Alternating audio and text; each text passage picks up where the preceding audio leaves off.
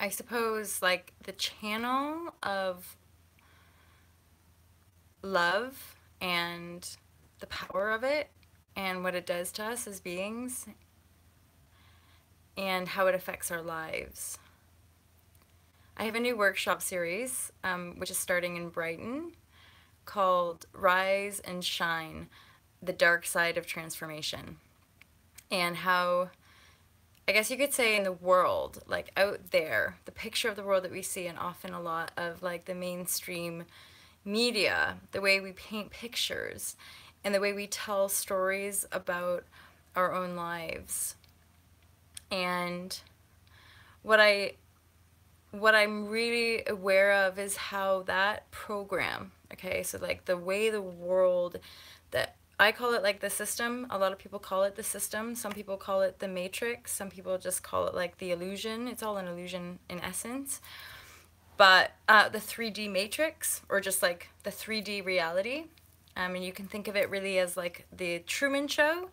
And what's happening is like the world as we know it, like the world consciousness as a dominant vibration has been operating like a Truman Show system, where everyone in the show is like Truman and they don't realize they're in this sort of, you could almost say, like an experiment. But it is an experiment of our own choosing, to experience separation in form on this level, okay? On this level of feeling disconnected, feeling fearful, feeling unworthy. Ultimately, it's about disconnection from source. And and then things that we call awakenings happening. People call them spiritual awakenings, spontaneous awakenings, shifts in perspective, and just simply experiences. But experiences where dense impact experiences are like trauma, and we're all traumatized to a certain degree simply by being informed. There is a certain impact that that creates as a soul as well. And then living on that density, we are impacted. We're impacted in different frequencies. So a lot of our soul's growth and journey is awakening to our choice, awakening to the fact that we choose to have the experience in the first instance. And so through a divine recognition of that choosing, we awaken further. Now, in A Course in Miracles, it talks about the atonement. So once we have the original or the earliest awakenings, that's different points in our lives, and often we can start to remember various things about an awakening experience. But we have the awakening, and then we start to undergo what in A Course in Miracles is called the atonement. And to me, the atonement is just the process of unraveling. I talk about, in a cyclical way, we have patterns, we have emotional density patterns and blocks that we come up against. And so we have to start looking and transforming those energetic patterns, i.e., the emotional patterns that are dense, stressful, anxious, fearful, the ones that pull us back from being the truth of who we are, right? So we have to start to look at those dense patterns to unravel them.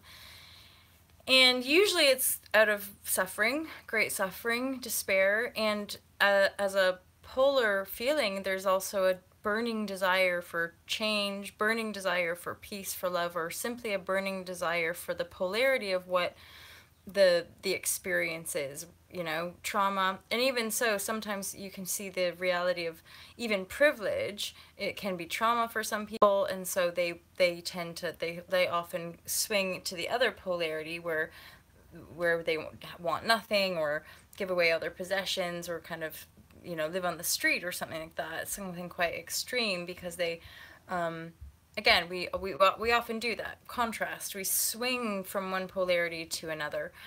And now this, again, this idea of awakening and then going through the atonement is when we're really having to sit with and transform all of our densities on a certain level, which I would say is simply all of the patterns that are not in alignment with the now. And really it's all here in the now, where we're yoking the connection, which is why our ability to channel a creative expression is so much part of healing, and also transformation, and living in a state of surrendered transformation, because we now are embodying we're now embodying the kind of realization connection that we are, you know, the source. And so if we're all fracture, if we're thinking here and thinking there and remembering here and then reacting here, you can see that that is a reflection of how our energy streams are just split. They're kind of all over the place. And in essence, all of those, we have to pull them in to the core center, harmonize them to the now of who we are and what we are. And then again, the creative expression is part of our channel. Some of us might try different things, and then certain things will start to really stick. So for me, speaking and vlogging and doing creative video work, this is actually sticking in my new crystallized form, in my new beingness, having undergone a transformation. Listening primarily, fully, to the inner, and then simply observing the external as reflection of self and reflection of whatever energies I'm carrying. And I was coming through very much as this fact of really truly there is a lot of love and support from within self that I radiate, and that loving support is unconditional. So there really is no judgment. What I'm having to be firm with are the boundaries with which with which people engage with me, and knowing that I am here in unconditional presence. However, certain energy streams I intuitively cannot really respond to because it's pulling me out of my stream. It's and in truth, the unconditional love is the truth of what you feel, but again, when part of the distortion of teaching is that we don't find it through another human. We can only feel into the truth of who we are and the unconditional love of what we are within ourselves. That unconditional love is truth, and that will bring clarity in all situations. And then staying there, staying in that unified field self, because it's in that unified field self that all that we need appears. And then a deepening occurs where we stop seeking even other things that we were seeking unconsciously. So there's just peacefulness, you know? And there's also a recognition of honest communication where we're able to express and just reflect back, right?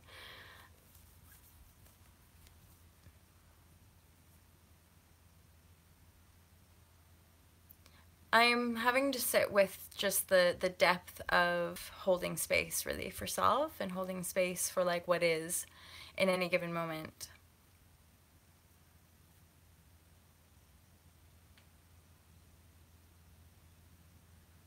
Because creation is the infinite portal from within us, right?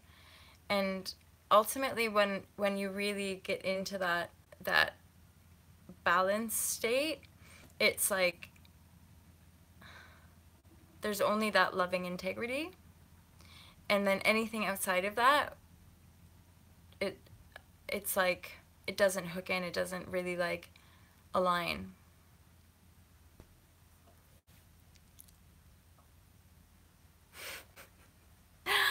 It's such a funny day today, I gotta say. um I've been sitting for a few hours actually, just like allowing, and um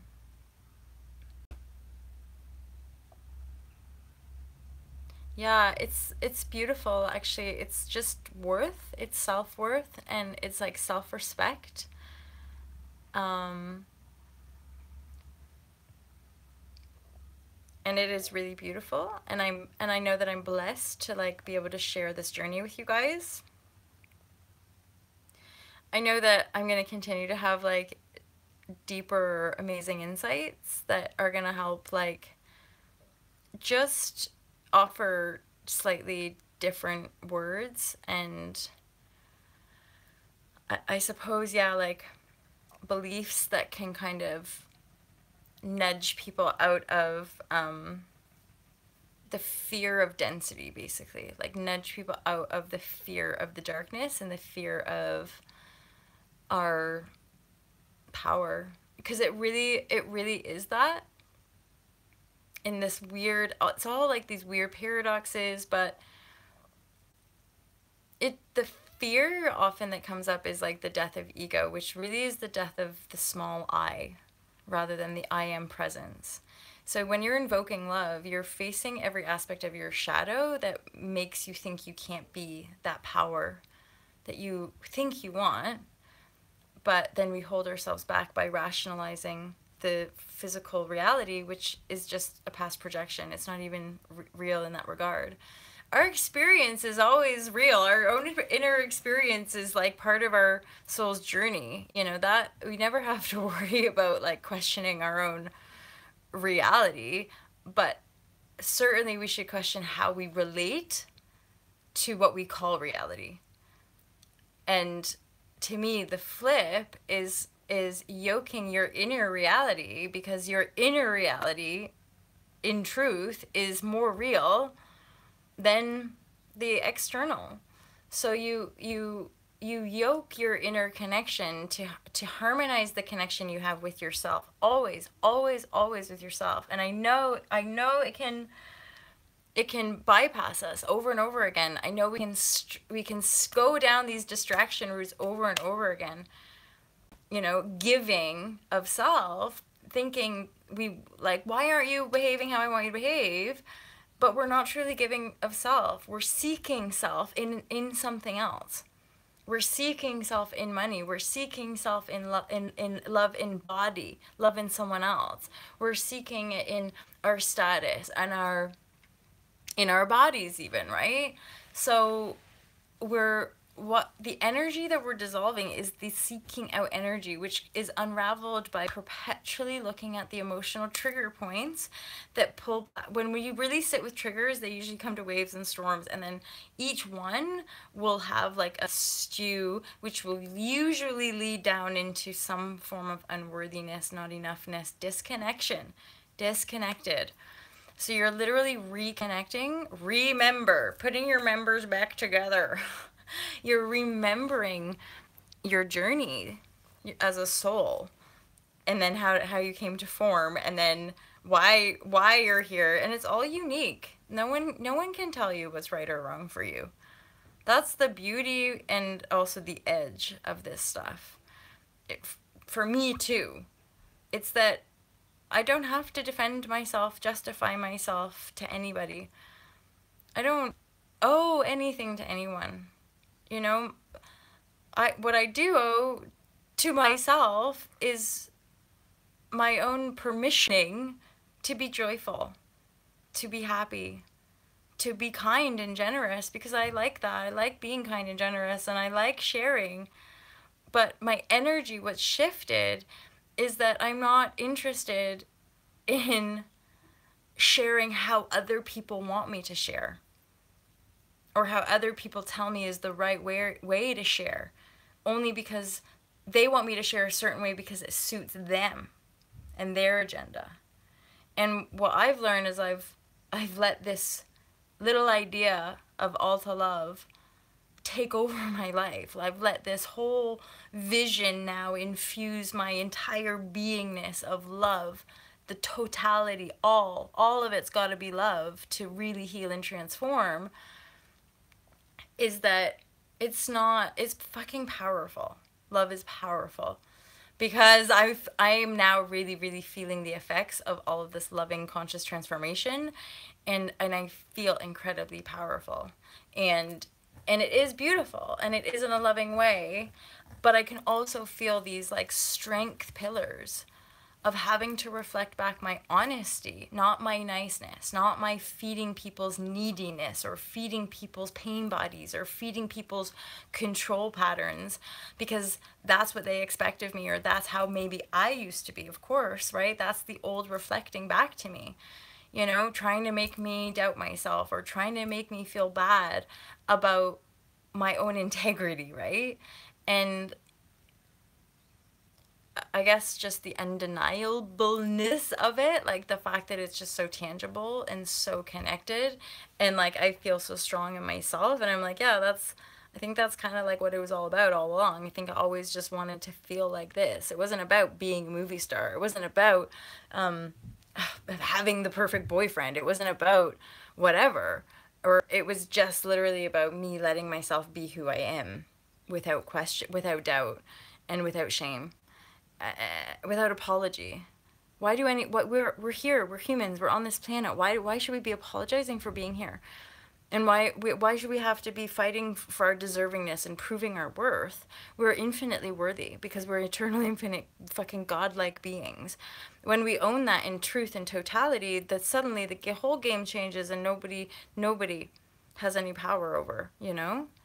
And so I feel energetically a distorted pattern seeking its power through me rather than owning power in self. That's a big leap. I would say. It's powerful stuff, you guys. I think I'm going to go to the sauna. I think I'm going to go sauna and swim. It's clearly fucking sunny and beautiful out because the sun is above us. But I love you guys and know that I'm always shining love and support for you. And, you know, just keep loving and supporting yourself. And know that when you love and support yourself, like, what you need really shows up.